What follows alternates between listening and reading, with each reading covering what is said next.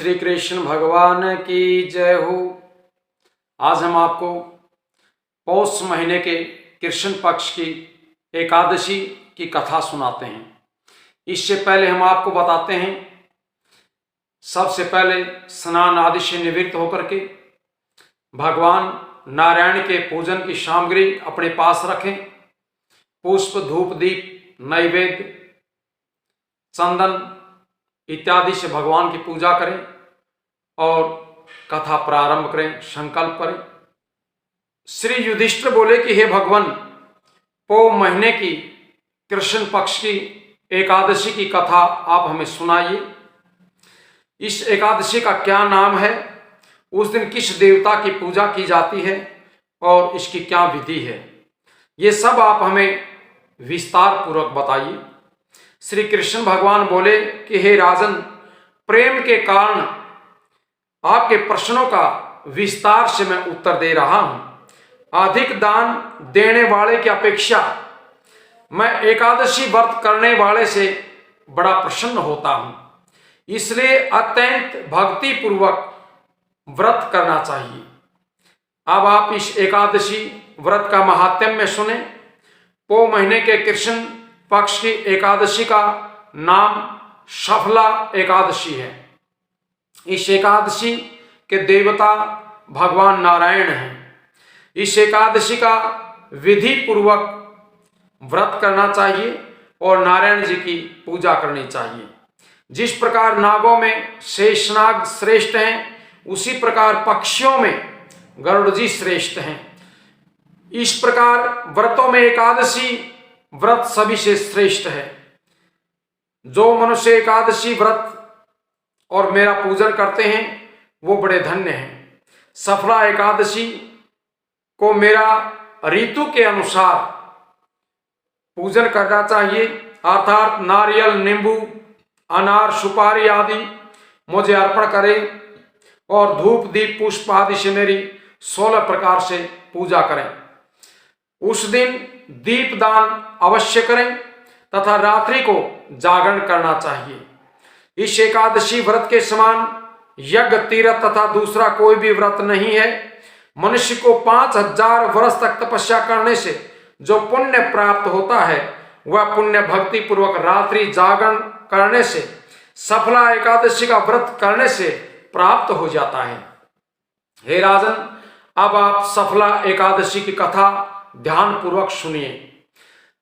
चंपावती नगरी में एक महिष्मान नाम का राजा राज्य करता था। उस राजा के 4 पुत्र थे। उन पुत्रों में से सबसे बड़ा लुम्पक नाम का पुत्र महापापी था। वह सदैव पर स्त्री गमन में तथा वैश्याओं के यहां अपने पिता का धन नष्ट किया करता था। वह सदैव देवता, ब्राह्मण, वैष्णव आदि की निंदा किया करता था। जब उसके पिता को अपने बड़े पुत्र के बारे में ऐसे समाचार प्राप्त हुए, तब उसने उसको अपने राज्य से बाहर निकाल दिया। जब लुम्पक सबके द्वारा त्याग दिया गया, तब वह विचारने लगा कि अब मैं क्या करूं, कहां रहूं। अंत में उसने रात्रि को पिताजी की नगरी में चोरी करने की ठानी। दिन में वन में रहता और रात्रि में अपने पिता की नगरी में ठगी करता, चोरी करता। वह दिन में वन में रहने लगा और रात्रि में अपने पिता की नगरी में जाकर के चोरी और अन्य कुकर्म किया करता था। रात्रि में वह आकर के नगर के आदमियों को मारता तथा तंग करता था। कुछ दिनों के बाद उसने संपूर्ण नगरी को तबाह कर दिया। उसे पहरेदार पकड़ने पर भी राजा के भय से छोड़ दिया करते थे। जिस वन में वह रहता था, वह भगवान को अत्यंत प्रिय था। उस वन में एक बहुत पुराना पीपल का वृक्ष था। उस वन के देवता का वह क्रीड़ा स्थल माना जाता था। इस वन के उसी पीपल के वृक्ष के नीचे महापापी लुम्पक रहा करता था। कुछ दिनों के पश्चात पौ महीने के कृष्ण पक्ष की 10वीं के दिन वह वस्त्रहीन होने के कारण ठंड के मारे मूर्छित हो गया। ठंड के कारण वह रात्रि को सो नहीं सका और उसके हाथ पर भी ठंड में जकड़े गए। उस दिन वह रात्रि बड़ी कठिनता से बीती, परंतु सूर्य नारायण के उदय होने पर भी उसकी मूर्छा नहीं टूटी। सफला एकादशी के मध्याह्न तक वह दुराचारी मूर्छित ही पड़ा रहा। जब सूर्य की गर्मी से उसे कुछ गर्मी मिली तब उसे होश आया और उसने उस स्थान से उठ करके गिरते पड़ते हुए वन में भोजन की खोज में चल पड़ा। उस दिन वह जीवों को मारने में असमर्थ था, इसलिए जमीन पर गिरते हुए फलों को लेकर के पीपल के वृक्ष के नीचे आया। तब तक सूर्य नारायण भगवान अस्ताचल को चले गए थे, यानी कि सूर्य नारायण भगवान अस्त होने के नजदीक पहुंच गए थे। उसने उन फलों को पीपल की जड़ के पास रख दिया और भगवान से कहा कि हे भगवान, इन फलों से आप ही तृप्त हों। ऐसा कहकर के वह रोने लग गया और रात्रि को उसे नींद नहीं आई। उस महापापी के इस व्रत तथा रात्रि जागरण से भगवान अत्यंत प्रसन्न हुए।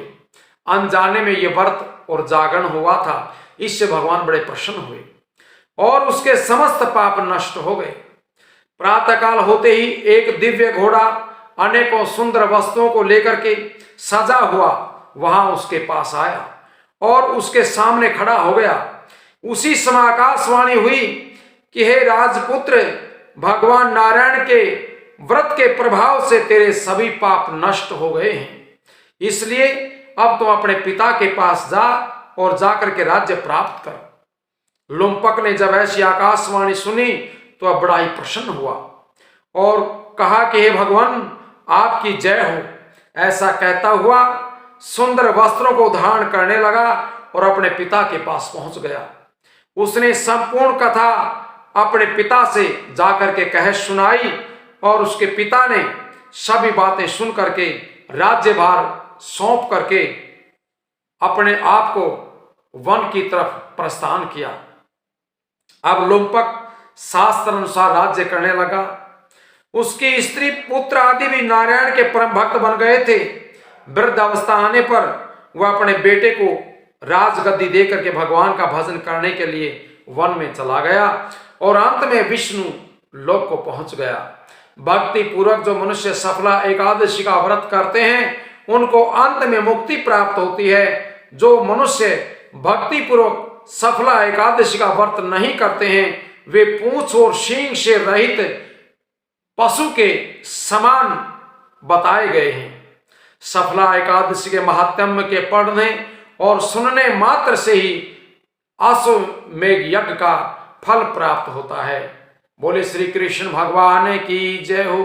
अब कथा सुनने के बाद कथा का रस एक भजन अपने चैनल पर आपको प्राप्त होगा, वो भजन सुने और उसके बाद सूर्य नारायण भगवान को अर्घ्य प्रदान करें और दूसरे दिन द्वादशी को सुबह उठ करके स्नान आदि से निवृत्त होकर के सूर्य नारायण भगवान को अर्घ्य दें और एकादशी के फल का जो एकादशी के व्रत का जो फल है वो भगवान को अर्पण कर दें और उसके बाद चावल के द्वारा अपना व्रत खोलें और भगवान से प्रार्थना करें।